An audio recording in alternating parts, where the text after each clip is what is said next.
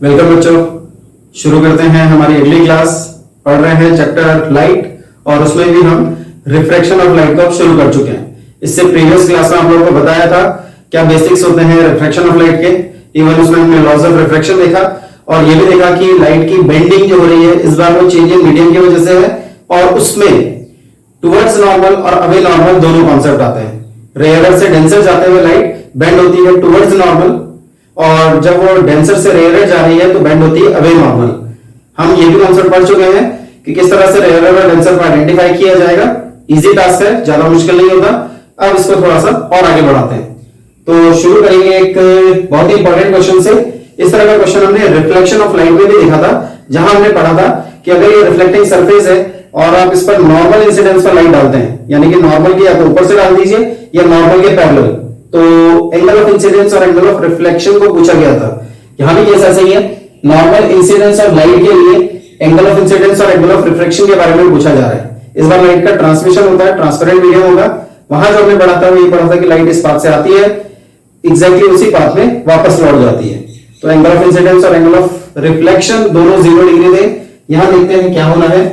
Refraction of light की जब हम बात करते हैं तो हमारे पास एक ट्रांसपेरेंट मीडियम होगा, दो मीडियम का कॉम्बिनेशन होगा, जहां पर दोनों का ज्वाइनिंग है, उसको हमने इंटरफेस या फिर रिफ्रैक्टिंग सरफेस कहा था और इस पर इमेजिनरी लाइन को नॉर्मल।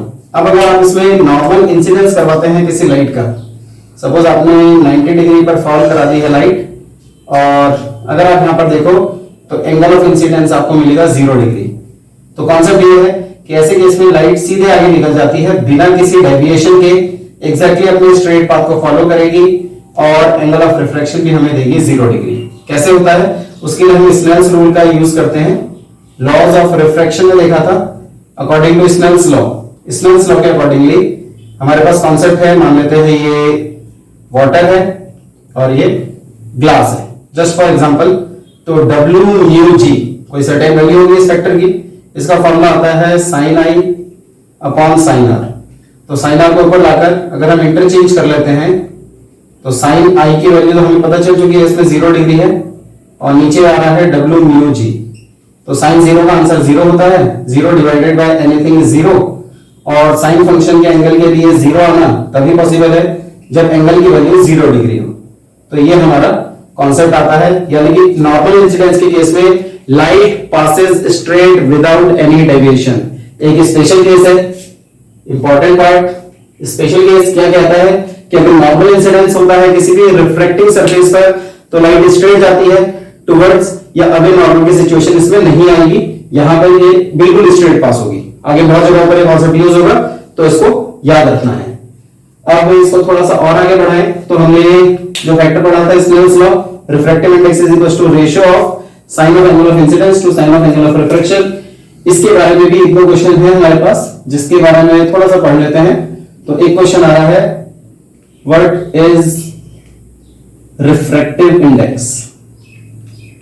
अगर कोई आपसे पूछे रिफ्रैक्टिव इंडेक्स है क्या, कैसे इसको कैलकुलेट करते हैं, तो बेसिकली अगर कॉन्सेप्ट वाइज कहें तो रिफ्रैक्टिव इंडेक्स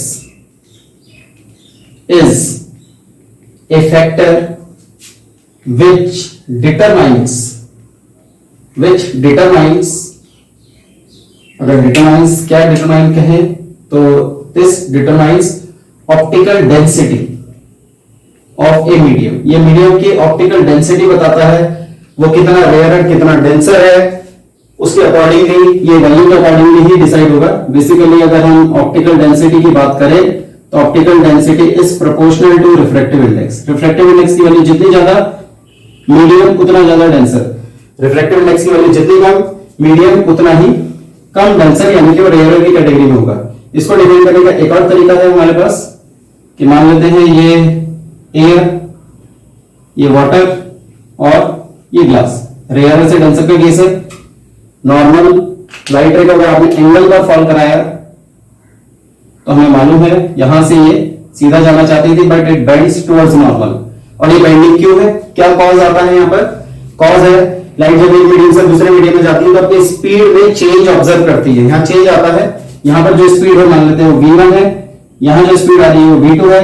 तो दोनों मीडियम का, फर्स्ट मीडियम और सेकंड मीडियम का स्पीड का रेशियो, ये भी आपको रिफ्रैक्टिव इंडेक्स देगा।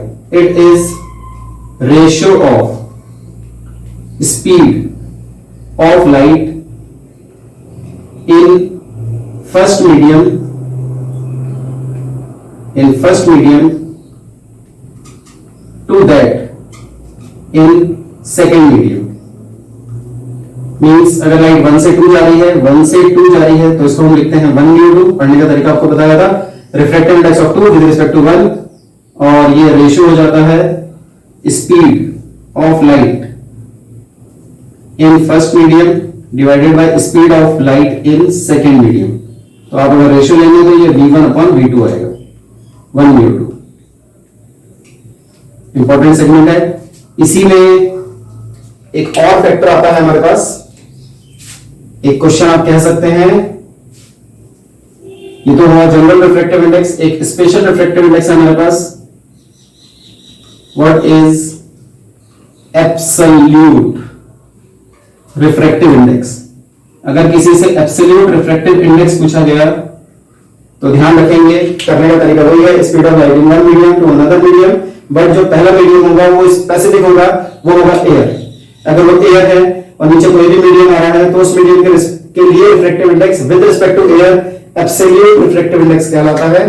तो absolute refractive index means refractive index of a medium with respect to air. यही हम डेफिनेशन में लिखेंगे। It is refractive index, short में लिख दिया है, it is refractive index of a medium, any medium with respect to air. ये air के रिस्पेक्ट में आने वाला केस है। जैसे अगर हम यहां फिगर बना लें इसका, तो नॉर्मल, रेयरर में एयर और एक ग्लास कह लेते हैं, और लाइट का बेंडिंग आपको पता ही है, जाना चाहती थी सीधा, बेंड होगी टुवर्ड्स नॉर्मल, रेयरर से डेंसर का केस है। अब की बात जो स्पीड है वो सी है। एयर में जो हम स्पीड दिखाते हैं वो सी से डिनोट करते हैं, मीडियम में भी।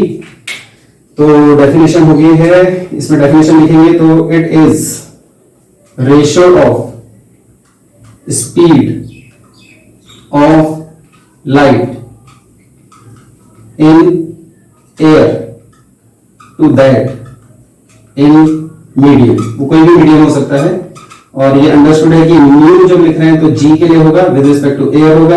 आप चाहें तो इसको सिर्फ म्यू जी भी लिखेंगे, एयर नहीं लिखा है तो भी अंडरस्टूड है कि एयर ही है। बाकी अगर कोई मीडियम है तो फिर उसको लिखना जरूरी है, बट एयर अगर नहीं भी लिखा है तो भी चलेगा, और इसका फॉर्मूला बन जाएगा C/V। और क्योंकि C हमेशा V से बड़ा होता है, ये ऑलवेज ग्रेटर देन 1 है, तो जो एब्सोल्यूट रिफ्रैक्टिव इंडेक्स होता है MUG, it is always greater than 1, यानी कि यूनिटी। कभी कभी क्वेश्चन आ जाता है can absolute refractive index be less than unity, तो आप बोलेंगे नो, ये यूनिटी से हमेशा बड़ा ही होता है, छोटा नहीं हो सकता। ठीक है, बेसिक पार्ट था ये रिफ्रैक्टिव इंडेक्स का। थोड़ी देर के लिए इसको नोट कर लेंगे, फिर हम इसको आगे बढ़ाएंगे। तो अगर आप इसे नोट कर चुके हैं तो बढ़ाते हैं इसी कॉन्सेप्ट पर एक क्वेश्चन को डिस्कस करेंगे आगे जाकर। देखते हैं क्या क्वेश्चन आ रहा है हमारे पास। अ लाइट ट्रेवल्स फ्रॉम और goes from air to water if absolute refractive index of water is given as 4/3 and speed of light is also given. हमें कैलकुलेट करना है speed of light in water. तो given factor को अगर देखें हमें क्या क्या दिया गया है, तो गिवन में हमारे पास है W के लिए म्यू दिया गया है, यानी कि MUW, दिस इज 4/3, और लाइट की स्पीड एयर में दी गई है 3 × 10⁸ मीटर पर सेकेंड। हमसे पूछा है V निकालेंगे तो फॉर्मूला ये भी पढ़ा हमने, AMUG और MUW is equal to C/V। तो as AMUW is speed in air upon speed in water. MUW की वैल्यू रखेंगे तो 4/3, C है हमारे पास 3 × 10⁸ अपॉन V। V को कैलकुलेट करना है तो V को क्रॉस मल्टीप्लाई करके ऊपर लेकर आ जाओ, V को हम ऊपर ला रहे हैं और 4 को नीचे लेकर जा रहे हैं।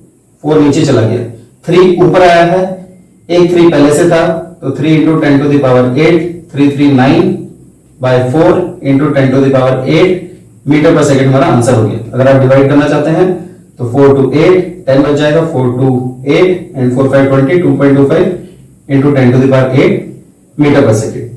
ये हमारा सॉल्यूशन है।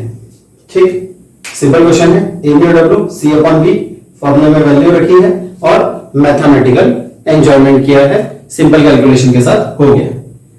इसको आप नोट कर लेंगे एक बार, और इसी में हम एक क्वेश्चन और देखेंगे। फिर अगला क्वेश्चन वो मैं यहीं से बना देता हूं, छोटा सा क्वेश्चन है।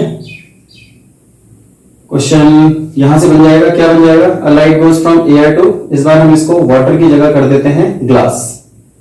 तो ग्लास का रिफ्रैक्टिव इंडेक्स आपको दिया गया है, refractive index of glass is, इस बार ये है 3/2।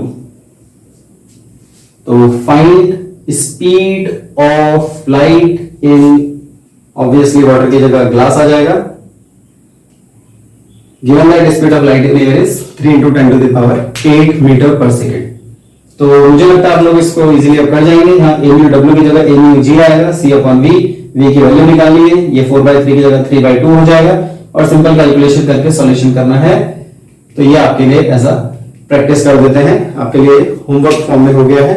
एक बार जरूर इसको प्रैक्टिस करके देखें, आंसर आप नीचे टैली कर सकते हैं, और इसको जरूर आगे प्रैक्टिस करें। इस तरह के कई क्वेश्चंस आपको बुक में मिलेंगे, इनको थोड़ा प्रैक्टिस करके रखना है। कोई नहीं समझ में आता है तो कमेंट सेक्शन में उसके बारे में पूछ सकते हैं।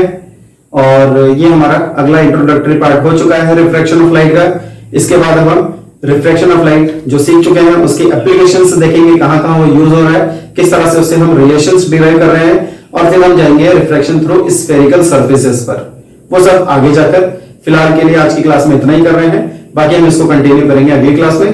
तो till then take care, good bye.